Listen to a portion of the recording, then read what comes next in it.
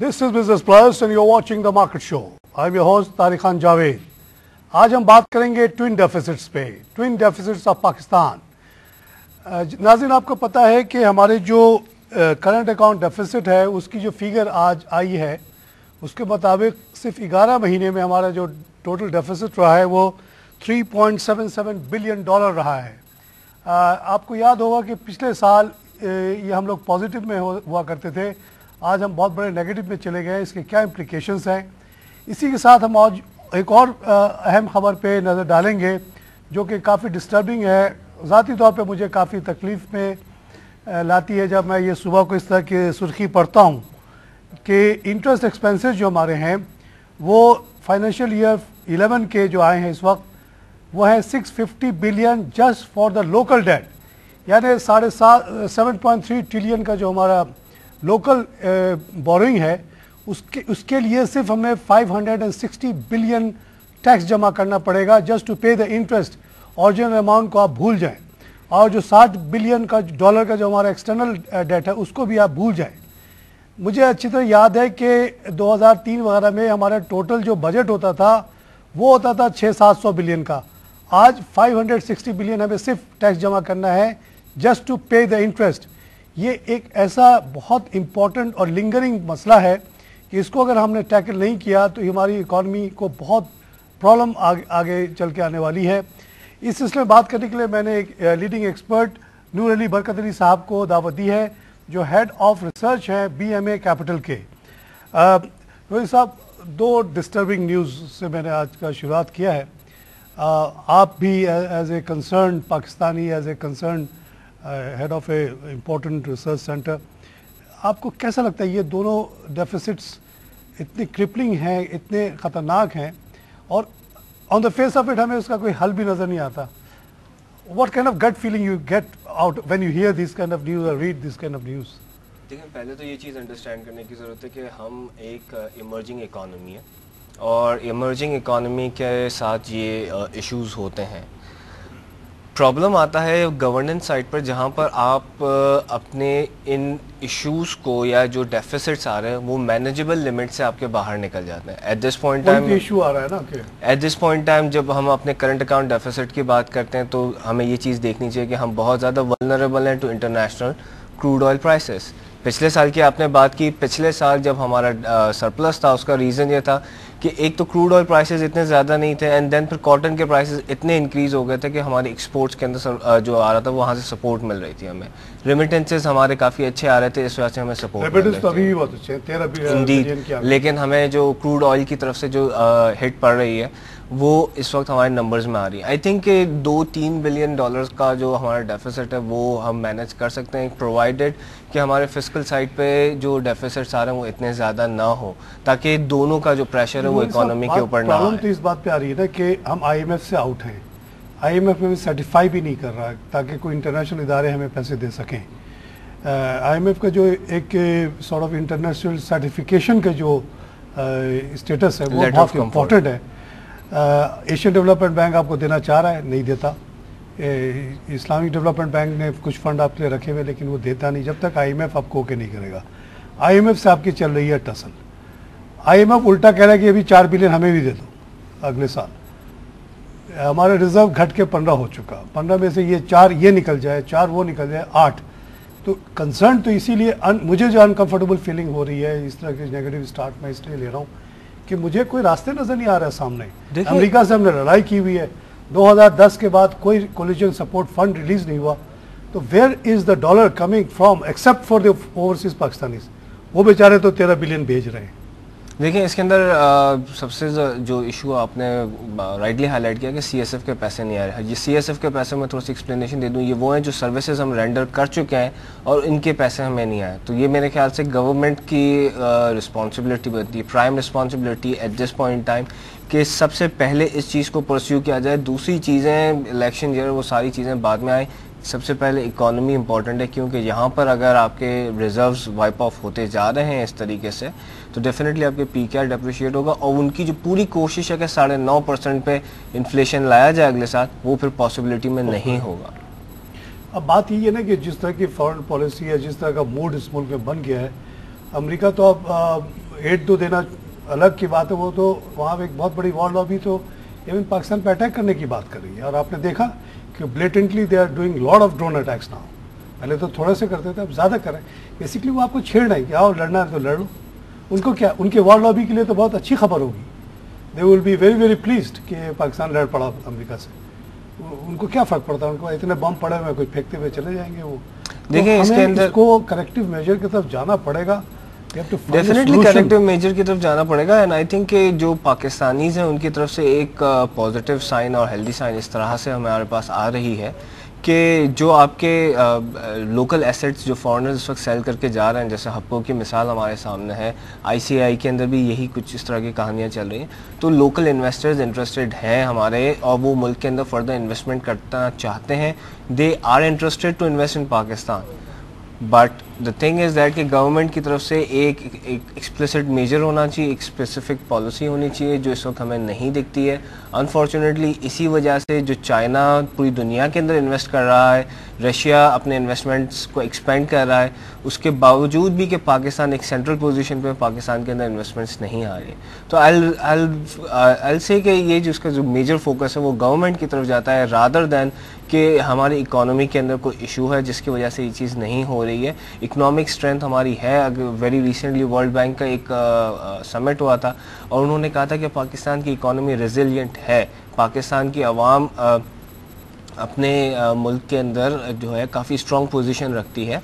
But again कहानी यही आती है कि जो इकोनॉमिक आपके जो मैनेजर्स हैं, ऊपर जो गवर्नमेंट की पॉलिसीज़ हैं, फिस्कल पॉलिसीज़ हैं, वो प्रॉपरली ट्रिकल डाउन नहीं हो रही हैं, और वो शायद एक दफ़ा चीज़ें बना देने के बाद, पॉपुलिस्ट मेजर्स कर देने के बाद वो वहीं पर रुक जाती हैं। देखिए, ये जो आपने दो बातें कही उससे तो और मुझे तकलीफ हो गई। हमें याद है कि जिस दिन हप्को का ये डील हुआ है, 87 मिलियन ये something like that 67 million went out of the country.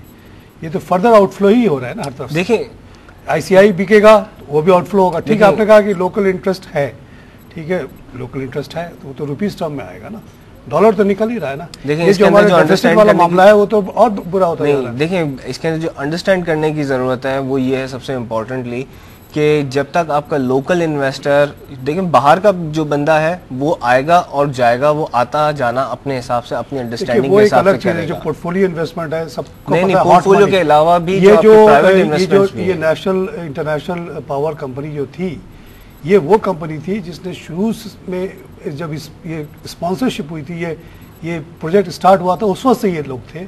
उनका छोड़ के जाना is a very negative implication on Pakistan. इसी तरह आईसीआई कब से है यहाँ, आज वो छोड़ के जा रही है।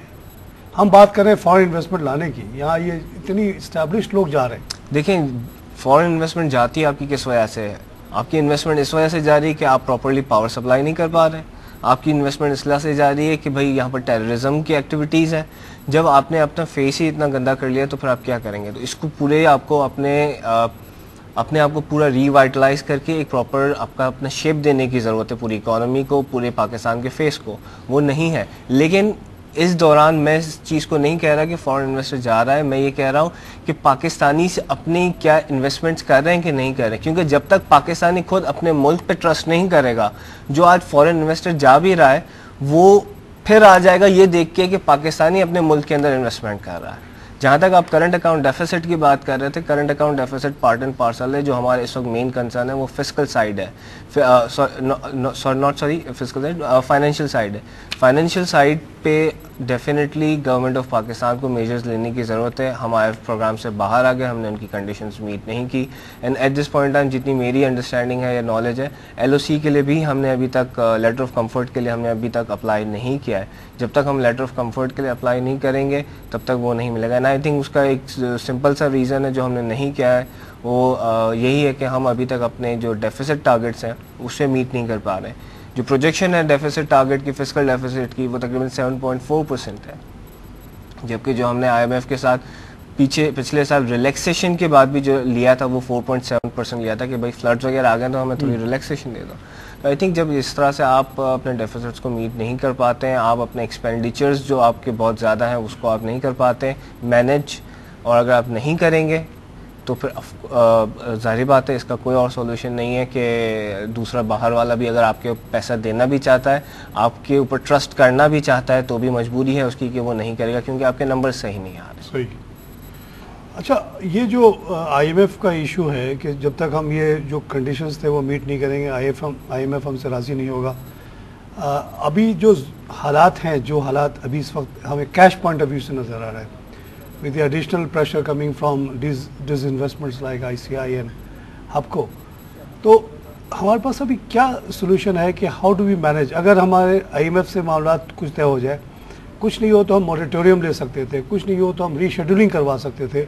अगर फ्रेश फंड ना भी मिले, ज़रूरत तो बड़ी सख्त इस बात की है कि या तो हमें 2-3 साल का वो मोरेटोरियम दे दें या री निगोशिएशन हो जाए टर्म्स। जो डेट हमें देने हैं 8 ही बिलियन है शायद, उसको हम कह दें कि जी हम जो आप अभी ये 4 बिलियन के बजाय 1 बिलियन ले लें अभी। तो नॉर्मली बैंकिंग में ऐसा कोई मसला होता नहीं है, क्योंकि आईएमएफ का मकसद ये नहीं कि आपको बैंकरप्ट कर दिया जाए, किसी बैंकर का मकसद नहीं होता। बैंकर्स को अगर आप कायदे से अप्रोच करें, लेकिन आपकी बात बिल्कुल सही है कि साथ साथ आपको एक बिजनेस प्लान, जैसे अगर आप किसी कोई बैंकर के पास जाता है कोई कंपनी और कहता है कि जी हमने जो प्लानिंग की थी वो गड़बड़ हो गई, अब हमारा नया प्लान ये है, हमने सोचा था इतनी सेल होगी, नहीं हुई, तो हम कहाँ से आपको रिपे करें? मगर हमने ये मेजर्स लिए, ये सेल्स मैनेजर को हायर किया, इसको ये किया, ये डिस्ट्रीब्यूटर चेंज किया, इंशाल्लाह अगले 2 साल में वो फिगर्स आ जाएंगे जो इस साल आने थे। तो वो एक बिजनेस प्लान आपको देना पड़ेगा। आपकी बात बिल्कुल सही है कि जब तक हम उनको एक रास्ता नहीं दिखाएंगे कि ठीक है अभी तो हम प्रॉब्लम में है, लेकिन आगे हम ये टैक्स नए लगाने वाले हैं, ये एक्सपेंडिचर कट करने वाले हैं, जब तक वो राज़ी नहीं होंगे, तो कुछ आप मेजर्स सजेस्ट कर सकते हैं जो हमें लेना चाहिए over a period, not exactly today.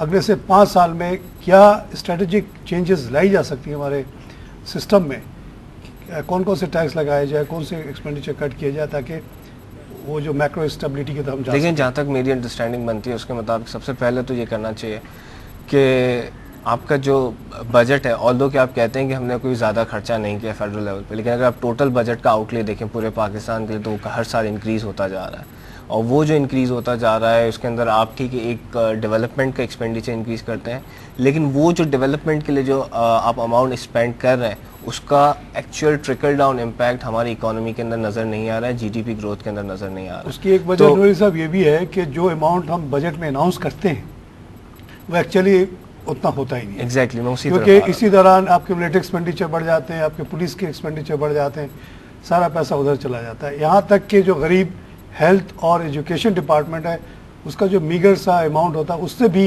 निकाल दिया जाता है, because these are weak ministries. Exactly ये मसले हैं। ट्रिकल डाउन इफेक्ट होगा कहाँ, जब एक्चुअली पीएसडीपी होगा ही नहीं।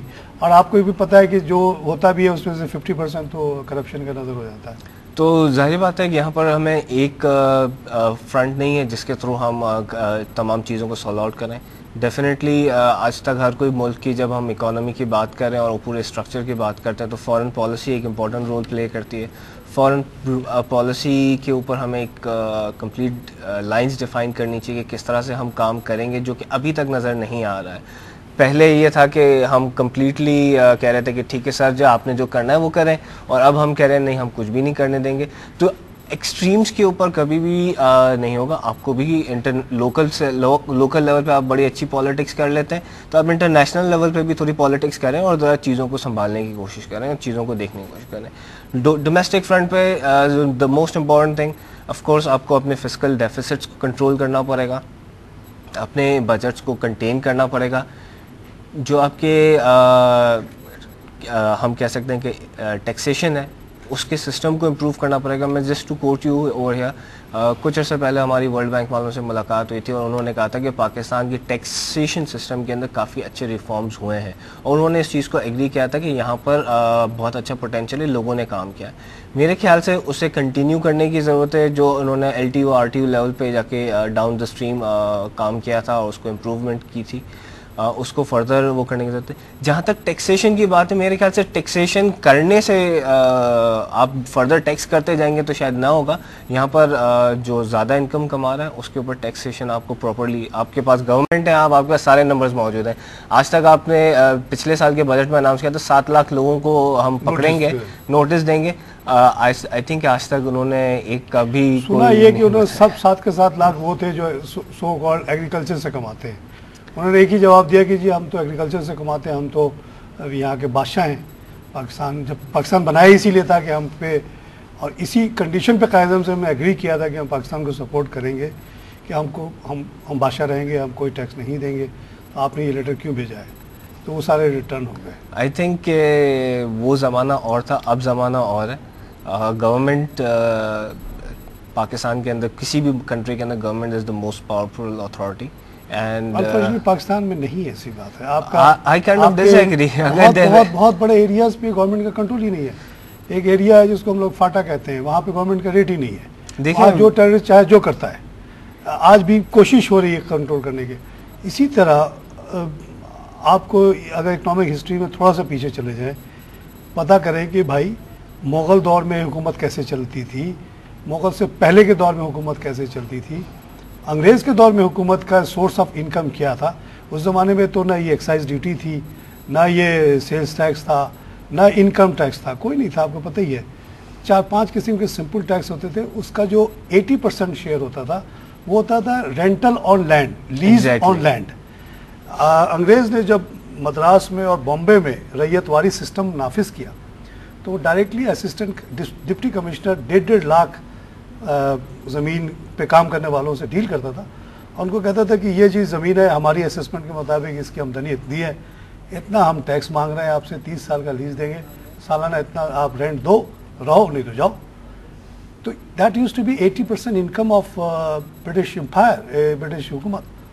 पाकिस्तान बना, आपने कहा जी कोई लैंड पे कोई टैक्स ही नहीं होगा, उशूर दे दो, अबियाना तो पहले भी होता था, मुग़ल दौर में भी होता था। अगर आपके ज़मीन पे पानी आ रहा है तो जाहिर है उसका पानी का कॉस्ट तो दोगे आप। वो abiana is a different thing, it is service. लेकिन जो ज़मीन है गवर्नमेंट के पास होते ही क्या है, मुल्क के अंदर ज़मीन ही होता था पहले ज़माने में। ज़मीन है तो उसका आपको टैक्स देना पड़ेगा। शहर में अगर आप कोई ज़मीन लेते हैं तो आप लीज़ कराते हैं तो उसके एक सर्टेन अमाउंट ऑफ पेमेंट होती है। तो वो जो एक बहुत बड़ा सोर्स हमारा ख़त्म हो गया है, उसने एक ऐसा मुल्क को जन्म दिया जहाँ कभी भी बुक्स बैलेंस नहीं हो पाएंगे अनलेस, जैसा आप कह रहे हैं कि गवर्नमेंट वाकई इतनी स्ट्रांग हो जाए कि कल कहे कि जी जिसके पास भी जितनी भी ज़मीन है, आप बहुत बड़े ज़मींदार हैं, बहुत अच्छी बात है, अस्सलाम वालेकुम सर। रैयतवारी सिस्टम में लोगों ने ज़मीन छोड़ छोड़ के लोग भागे, उनको पीछे अंग्रेज जाता था, भाई ले लो ये ज़मीन, कहता था नहीं चाहिए। क्यों? रेंट बहुत ज़्यादा थी, देखें वो कमा नहीं सकता था इतना। तो जितने बड़े से बड़े ज़मींदार हैं उनको कहा ठीक है जी हम लैंड रिफॉर्म भी नहीं करते, इस पर आप इतना टैक्स दे दें पर एकड़। फिर देखिए वो लोग खुद ही सरेंडर कर देंगे सारे। देखिए मैं वही, इसके लिए हुकूमत बड़ी स्ट्रांग होनी चाहिए, मेरे ख्याल अंग्रेज से वाली हुकूमत होनी चाहिए, मुगल वाली हुकूमत ये नहीं है। मेरे ख्याल से अगर हम करंट हुकूमत की बात करें तो इनका जो मेजर वोट बैंक है वो है ही देही इलाकों से। तो अगर हम इस हिसाब से देखें तो मेरे ख्याल से ये चीज़ कहना शायद मुनासिब नहीं होगा कि गवर्नमेंट स्ट्रांग नहीं है। हमने अगर पॉलिटिकल साइड पर देखें तो अपोजिशंस के साथ काफ़ी उन्होंने चीज़ें, जब मिलिट्री रूल रहा उस जमाने में भी नहीं हुआ। ठीक है, अगर चलो डेमोक्रेसी का, अगर ये पाकिस्तान में डेमोक्रेसी रखने का एक बैड इफेक्ट ये है कि ज़मींदार पावर में आ जाते हैं पार्लियामेंट के थ्रू। तो जब हमारे पास डिक्टेटरशिप्स रहे उस ज़माने में भी ज़िया-उल हक कुछ कर सकते थे इस सिलसिले में। अयूब खान ने थोड़ी सी हिम्मत की, 59 वाला लैंड रिफॉर्म लाए, थोड़ा सा चेहरा लोगों। तो इसी तरह मुशर्रफ साहब एक मिडिल क्लास यही लाइन्स एरिया के रहने वाले थे, मामूली महाजिर, तो वो चाहते तो कुछ कर जाते, नहीं किया। देखें जिन्होंने नहीं किया उनको तो हम आज सिर्फ इल्ज़ाम दे सकते हैं। मेरे ख्याल से ये करंट गवर्नमेंट के एक तरह से अगर हम देखें तो एक पाकिस्तान की जो इकॉनमी के लिए वो एक मेजर रिफॉर्म कर सकते हैं, क्योंकि वो उन्हीं इलाकों से आए जहाँ पर रेजिस्टेंस है इस चीज़ की, और वही उन चीज़ों को बेहतर समझते हैं। I think government should take a step on this. Rohit sahab यहाँ पे लेते हैं ब्रेक। नाज़रीन हम लेंगे एक छोटा सा ब्रेक के बाद फिर हाजिर होते हैं।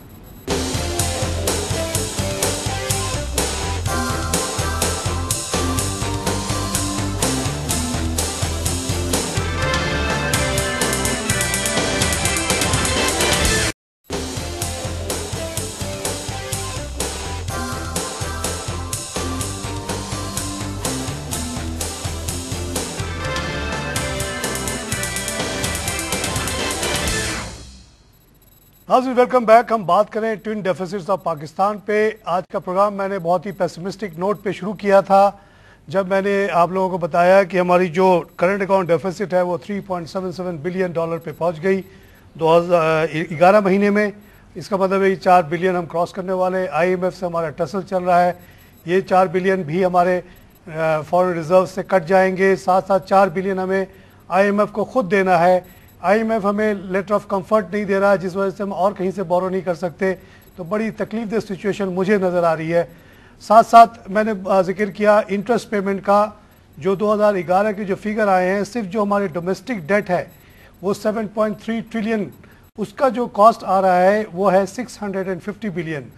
नूर अली साहब हमारे साथ मौजूद हैं, उन्होंने मुझे कुछ हिम्मत दिलाई कि इतना आप परेशान ना हो, इतनी भी ख़राब सिचुएशन नहीं है।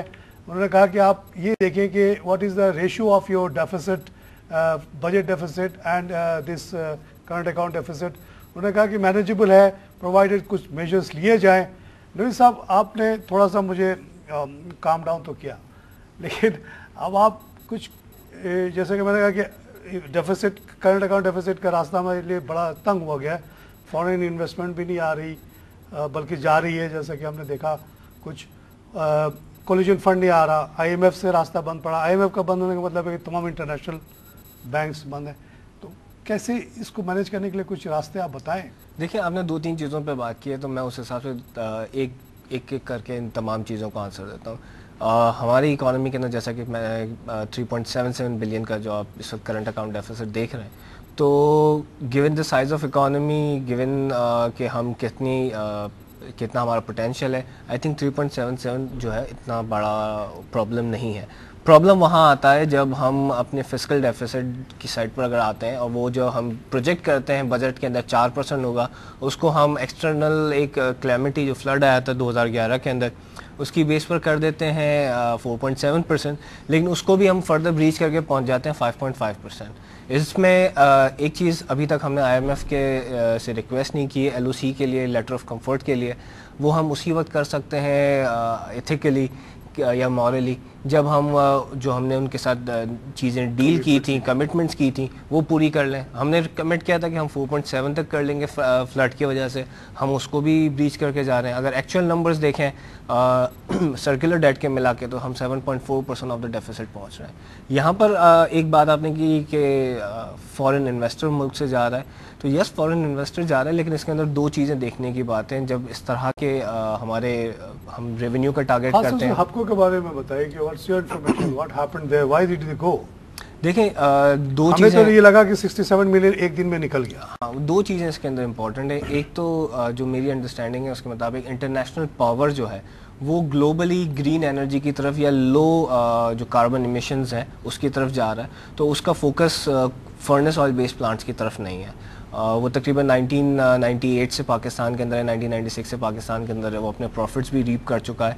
एट दिस पॉइंट टाइम वो अपनी होल्डिंग उच्च 2 पावर के अंदर इंक्रीज़ कर रहा है, जो तकरीबन 400 मेगावाट, 380 टू 400 मेगावाट का प्लांट है, गैस बेस्ड प्लांट है, जो कि उच्च फील्ड बलूचिस्तान के अंदर जो है वहाँ से गैस लेगा, और लो परमिएट गैस है, यानी लो क्वालिटी गैस है, और वो उसके ऊपर जाएगा। तो वो पैसा एसेंशियली पाकिस्तान से निकला नहीं है, वहाँ पर उन्होंने इन्वेस्टमेंट भी की है, और गया, वापस भी आ गया। वो मैं एक्चुअल अमाउंट्स के ऊपर तो नहीं कह सकता कि कितनी हुई है, क्योंकि ज़ाहिर बात है 1200 megawatt. I am very happy about this information I didn't had, because हमने उस दिन देखा, हम शो कर रहे थे कि भाई 67 मिलियन निकल गया। What about ICI, why ICI is living in your opinion? कोई उनका एक्सटर्नल फैक्टर है जो अस्को नोबल वगैरह के जो मर्जर वगैरह की वजह से वो निकल रहे हैं पाकिस्तान? देखिए, एक्सो नोबल को अगर आप देखें तो वो जो कंपनी है वो कम्प्लीटली पेंट्स ओरिएंटेड कंपनी है, और उसको यहाँ पर PSF का बिजनेस है, उससे ज़्यादा इतना इंटरेस्ट नहीं है। आई थिंक 30 ईयर बॉन्ड के ऊपर रिसेंटली कोई ट्रांजैक्शन भी नहीं है, ज़्यादातर जो हो रही है। ये सब यील्ड है जी, 3 मंथ पे 11.92। जी, ये eight this point somebody is paying that ना? नहीं, यील्ड वो मार्केट रेट है एक्चुअली। तो जो ओरिजिनल हुआ होगा उसके बाद उस पर जो भी डिस्काउंट आके, क्योंकि इसके ऊपर जो कूपन है, कूपन इस वक्त जो तकरीबन चल रहा है, मैं जो 10 साल वाला पेपर है बॉन्ड है, उस पर तकरीबन 12.5% का या 12% का आई गेस कूपन है। अच्छा, तो वो 12% पे हो रहा है। एंड देखिए ठीक है 12 है, लेकिन यहाँ पे 13.29 इसका इफेक्टिव यील्ड आ रहा है। इफेक्टिव यील्ड आ रहा है, यानी वो पेपर डिस्काउंट। तो 12% कोई कम है?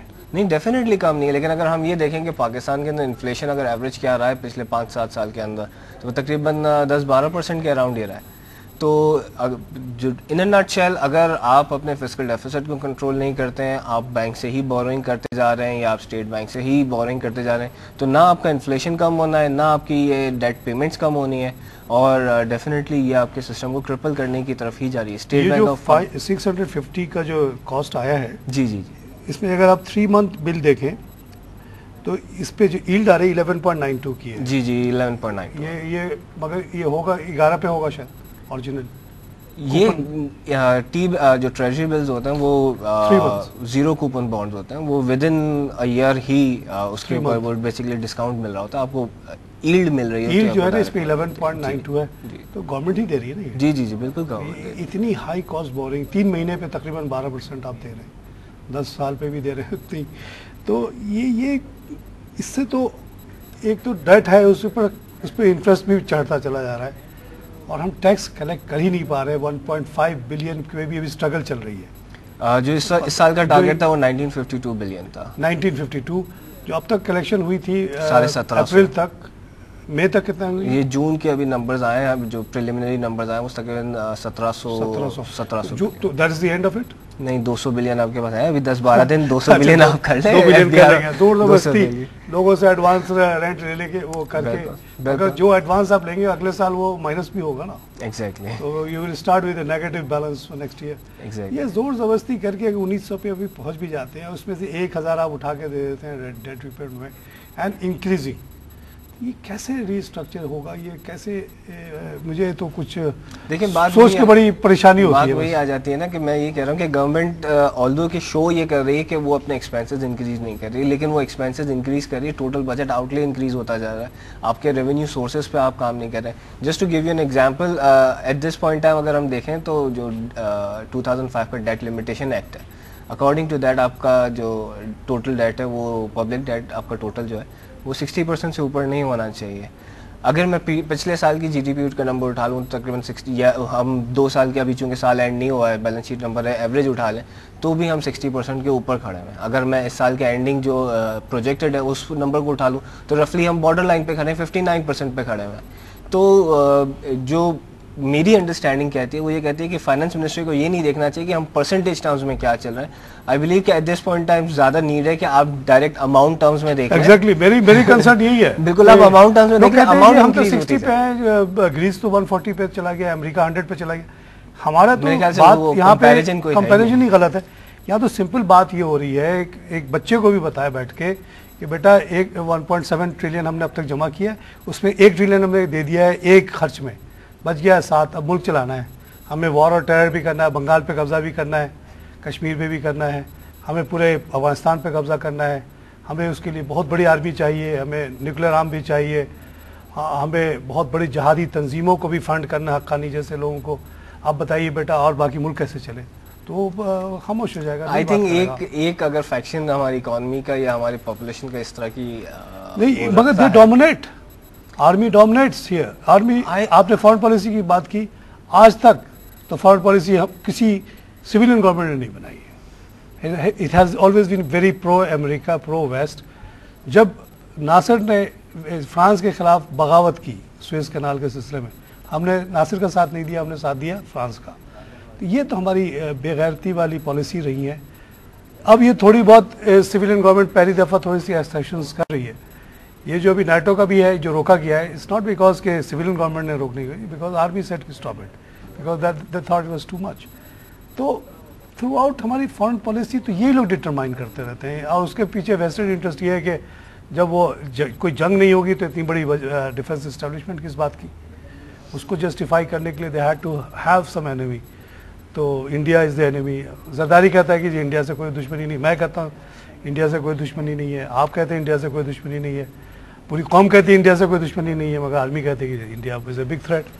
तो ये फॉरेन पॉलिसी ही, जब आपकी पॉइंट शुरू में आपने जो बात कही इज़ वेरी वैलिड, कि ये जो स्टार्टिंग पॉइंट वहीं से होता है कि that's where you decide where to put your money. I think इसमें थोड़ा सा अगर हम इस तरह से देख लेंगे, ठीक है कि आप ये as a normal common man of Pakistan शायद मुझे वो बहुत सारी चीज़ें ना पता हों जो कि शायद हमारी आर्मी इस्टेब्लिशमेंट्स को पता हो। ठीक है, मैं उनको सपोर्ट नहीं कर रहा किसी चीज़ पे, मैं सिर्फ ये कह रहा हूँ कि ये बात फैक्ट है कि हमें बहुत सारी चीज़ें नहीं पता होंगी जो उन्हें पता हो, क्योंकि जाहिर बात है उनका काम ही ये है, दिन रात करते ही वो ये है। तो अगर हम थोड़ा सी कंपैरेबल बना लें और हम चले जाएं कोल्ड वॉर के ज़माने के अंदर, जब रशिया और अमेरिका के दरमियान कोल्ड वॉर थी, तो ठीक है, एक अपनी जगह उनका टसल अपनी जगह था, लेकिन जैसे जैसे कोल्ड वॉर प्रोग्रेस हुई, उनके आपस में जो इकोनॉमिक टाइज थे वो रिलेटिवली, डिस्पाइट द फैक्ट कि कोल्ड वॉर थी, वो रिलेटिवली बेटरमेंट की तरफ हो गए। तो अगर इंडिया के साथ लेट्स सपोज एक तरह से हम ये प्रोनाउंस कर लें या हम कह लें कि लेट्स सपोज कि हमारी कोई कोल्ड वॉर है उसके साथ, हम एनिमिटी की तरफ नहीं जाते हैं, वो काफ़ी हार्श वर्ड हो जाएगा और आई थिंक कि इस ज़माने के अंदर एनिमिटी नहीं होनी चाहिए। ठीक है, हमारे डिफरेंट व्यूज़ हैं और हम एक तरह की कोल्ड वॉर के अंदर है, तो फिर होना ये चाहिए कि उसका इम्पैक्ट कॉमन मैन पर नहीं आना चाहिए, आवाम पे नहीं आना चाहिए। और आई थिंक अगर जिस तरह से ट्रेड टाइज इम्प्रूव होंगे, इवेंचुअली वही हमें एक अलाउ करेगा कि हम उनके पास जाएं, उनसे डिस्कशन करें, डायलॉग करें, एंड शायद वहाँ के वो फैक्शंस जो कि बहुत ज़्यादा स्ट्रांगली एंटी पाकिस्तान है, उनको हम कन्विंस कर सकें, या हम यहाँ के जो लोग हैं उन्हें कन्विंस कर सकें खुद कि यार देखो अब वो ज़माना गया जहाँ पर शायद सिर्फ लड़ाई होती थी। सही कह रहे हैं आप, अल्लाह करे ऐसे ही हो। आप देखिए कि ये जो फैक्शंस इतने स्ट्रांग हैं कि जो जरदारी साहब है या जो पीपल्स पार्टी है, जो कोलिशन गवर्नमेंट आप समझ लें, एनपी है, एमक्यू में, इन लोग की स्टेटेड पॉलिसी कि they want good relationship in India. 2008 में जब जरदारी साहब नए नए प्रेसिडेंट बने थे, उन्होंने कहा कि इंडिया से कोई दुश्मनी नहीं है, I want the open to all the visas and everything. लेकिन वो इन प्रेशर्स की वजह से वो अभी इंडियन वाले आए, उन्होंने वीज़ा ऑफर किया आपको, जो 60 साल से हम लोग डिमांड कर रहे थे, कॉमन मैन ऑफ पाकिस्तान, उसको हमने साइन नहीं किया। हमने कहा कि ऑन सम अदर डे। अभी बेचारे वो सियाचिन वाले आके चले गए। सियाचिन पे जरदारी साहब पर्सनली बहुत दफ़ा बोल चुके कि हमारे बच्चे इतने मर रहे हैं, अभी रिसेंटली इतने बच्चे मर गए, तो इसका सोल्यूशन ना चाहिए, मगर he is helpless because of this pressure groups. Sir creek पे आज बात चल रही है, लेकिन आप रेस्ट एश्योर कि नथिंग विल हैपन। इतनी स्ट्रॉन्ग ये फैक्शंस हैं इंडिया में भी या यहाँ भी, ये जो लड़ाई चलवाना चाहते हैं, जिसकी जो एक बहुत बड़ी वजह है हमारे ये डेफिसिट्स का और तमाम टेंशन का। और आई थिंक कि इसमें सारा मसला ये नहीं है। अगर हम देखें तो मैंने जैसा से अभी आपसे डिस्कस किया कि हमें मल्टीपल चीज़ों को एक साथ एड्रेस करने की ज़रूरत है और एक क्लियर माइंडसेट की ज़रूरत है कि हमें इवेंचुअली करना क्या है। अगर कोई शख्स इस विल के साथ आए कि उसे ये काम करना है, चाहे जरदारी साहब आज पावर के अंदर है, जरदारी साहब ही ये टेकअप कर लें, क्योंकि वो आए भी रूरल एरिया से हैं, पंजाब के अंदर भी जिसके बारे में कहा जाता है कि एक इम्पॉर्टेंट रोल प्ले करता है पॉलिटिक्स के अंदर, वो भी है। तो आई थिंक आज जरदारी साहब या उनकी पार्टी के पास ये बिल्कुल कंप्लीट अथॉरिटी है, बात आपने की कि वो ये काम कर अल्लाह करे वो हमारी बात सुन रहे हो और हिम्मत कर लें। कुछ लोग नाराज़ होंगे लेकिन बहुत ज़्यादा लोग खुश होंगे। एग्रीकल्चर पे टैक्स लगा दे, लैंड रेवेन्यू प्रॉपर जो होता था अंग्रेज़ों के दौर में, उससे पहले फिर से कलेक्शन शुरू हो जाए, ह्यूज सोर्स ऑफ इनकम। ये जो रिटेलर और ये लोग जो भागते फिरते हैं उनको पकड़ लें, प्रोफेशनल्स को पकड़ लें, सब पे टैक्स लगा दें, तो ये मसले हल हो सकते हैं। साथ साथ इंडिया से रिलेशनशिप इम्प्रूव करने के लिए ये सर क्रीक और details are settled, Siachen settled, उसको सिर्फ साइन करना है, साइन कर दें। 80% लोग उससे खुश हो जाएंगे, 20% हमेशा नाराज रहेंगे, हुआ करें। And he will make a name in history which he will stand much higher than anybody else in recent time. Musharraf को इतने मौके मिले, उसने नहीं किया। This is the time to do and people will be with him if he does that, and it will solve a lot of our problems, including these two twin नाज़रीन, twin deficit पे discussion हमारी सुनी। मैंने काफ़ी तकलीफ से programme शुरू किया था, लेकिन नूर अली साहब ने काफ़ी मुझे एश्योरेंसेस दी और कुछ रास्ते बताए जो आई होप के लोग सुन रहे हैं और इस पर कुछ अमल हो जाए तो ये जो लिंगरिंग प्रॉब्लम्स हमारे हैं वो ख़त्म हो जाएंगे। फॉरेन पॉलिसी से हमने लिंकअप, आखिर में हमें पता चला नूर अली के थ्रू कि ये सारी चीज़ें घूम फिर के फॉरेन पॉलिसी पे आ गई। अमेरिका से हमें रिस्टोर करना पड़ेगा रिलेशनशिप, साथ साथ इंडिया से रैपिडली हमें जो है ना ये सियाचिन और सर क्रीक वगैरह के मसले हल करके फ्री ट्रेड वगैरह के जो हमारा एजेंडा है सेफ्टा का, उस पर अमल करते हुए तेज़ी से इम्प्रूवमेंट करनी पड़ेगी। That is the only way to solve the problem. Tax के बारे में ही शुड, जैसे कि कहते हैं कि जी वो belongs to the rural area, तो रूरल एरिया में जो लोग टैक्स नहीं दे रहे हैं उस पर वो टैक्स लागू कर दें। कुछ लोगों को बात पसंद नहीं आएगी, ना आए, लेकिन रूरल एरिया के जो गरीब लोग हैं वो तो खुश हो जाएंगे उनसे, तक क्योंकि उन पे जो टैक्स बर्डन है वो कम हो जाएगा। इसी तरह लैंड पे some sort of revenue should be collected on each acre of land. 5,000 10,000 कुछ आप लगा दें, जिसको ज़मीन रखना है हज़ारों एकड़ ज़मीन रखे, नहीं रख सकता 5,000 पर एकड़ नहीं दे सकता छोड़ दें। यही रैयतवारी सिस्टम में अंग्रेज़ों ने इंट्रोड्यूस किया था, वो आप सिस्टम यहाँ पे लगा दें, फिर आपको पैसे की कोई कमी नहीं रह गई। ये सारे डेफिसिट देखते देखते गायब हो जाएंगे। फीडबैक के लिए हमारे एड्रेस नोट कर लें, feedback@businessplustv.pk। आपके फीडबैक का इंतज़ार रहता है। इसी के साथ मैं आज का प्रोग्राम ख़त्म करता हूँ। खुदा हाफिज़।